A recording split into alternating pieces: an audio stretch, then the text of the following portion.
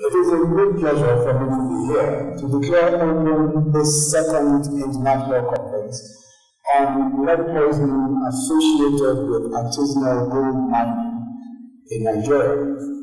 May I also join in welcoming experts from various parts of the world who are here to assist us in thinking through the solutions to what is a serious public health problem, especially in Zamfara and Niger States of Nigeria. I'm aware that the first international conference on lead poisoning is a joint effort of the Federal Ministry of Health and Médecins and Frontières, and that was held in Abuja here in May 2012. The 2012 conference mostly covered technical aspects of environmental management and the treatment of poisoned children.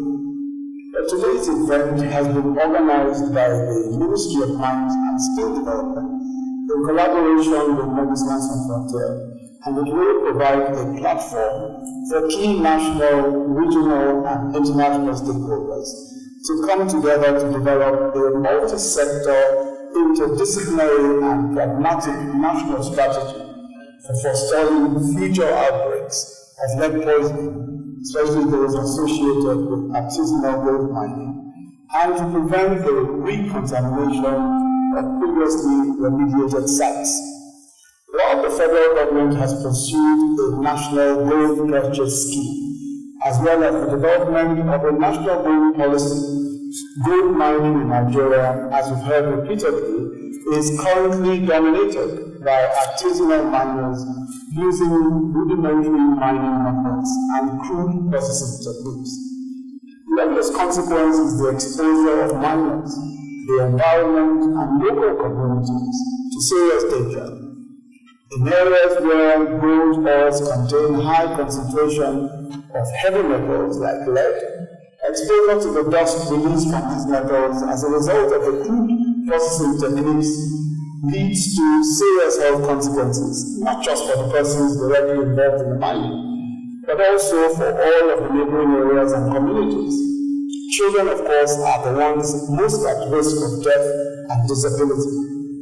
Many will recall the outbreak of lead poisoning that occurred in Zamfara State, and that has also been repeated many times today. In 2010, as a result of the processing of lead-rich gold ores by artisanal gold miners in residential compounds and village squares, surveys carried out in the affected villages at that time showed that more than 17,000 people were severely exposed, and an estimated 400 to 500 children lost their lives due to acute lead poisoning. The combined efforts of various international agencies, including the Médecins Sans Frontières, the U.S. Centers for Disease Control and Prevention, the World Health Organization, Terra Graphics International Foundation, and the governments of Zamfara State and the federal government helped to bring that tragic episode under control. Regrettably, 5 years after the Zamfara outbreak, another outbreak of severe lead poisoning was reported in April 2015 in 2 villages in Niger State. As with the outbreak in Zamfara State, this new outbreak was precipitated by environmental lead contamination from artisanal gold mining activities. Nearly 30 children died from severe lead toxicity, and many more were poisoned. Again, the Médecins Sans Frontières with local authorities commenced chelation treatment shortly after environmental remediation was completed by the federal government in September 2016. To date, nearly 7,200 children in Zamfara and Niger State respectively have received chelation treatment. I'm informed that this is the largest group of children under 5 years of age with severe lead intoxication reported anywhere.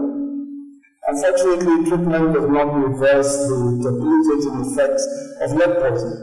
It only accelerates the rate at which the body expels the lead in order to prevent further damage or death, so that the thousands of children who did not die of lead poisoning in Zamfara and Niger States may therefore have to live with cognitive and other disabilities.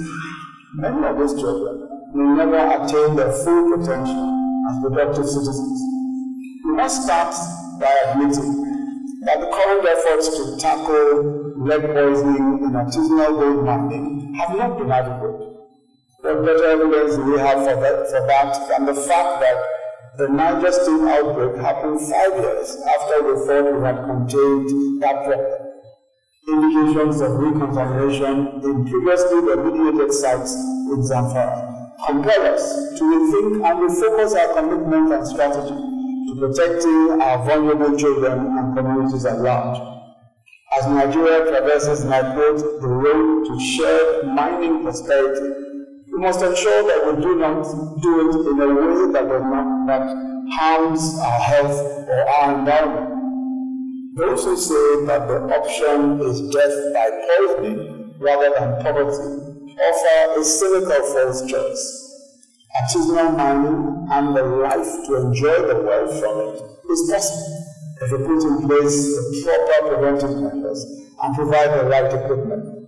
No country should have to pay for its economic prosperity and development with the lives and well-being of its people. I'm confident that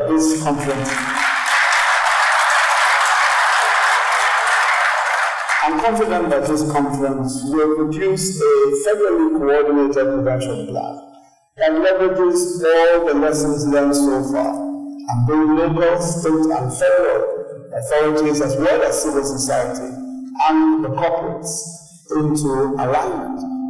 We must avoid working in silos and expect to resolve the problems, especially because these problems cut across sectors and disciplines. I strongly believe that a carefully thought out and comprehensive national plan that focuses on populations and communities most vulnerable to lead poisoning associated with artisanal gold mining will yield the desired results. Let me commend the efforts of the Ministry of Mines and Solid Minerals, the Médecins and Frontières, and other ministries and actors in convening this critical summit and this critical search for optimal ways of preventing lead poisoning, especially of children. Permit me to especially commend the innovative leadership and clear sense of purpose of the Honourable Minister of Mines and Steel, the Honourable Abuja, and members of his team. And I also want to commend the great work that has been done by our partners, the Médecins and Frontières, and all the civil society groups that have worked so closely with us to resolve these problems.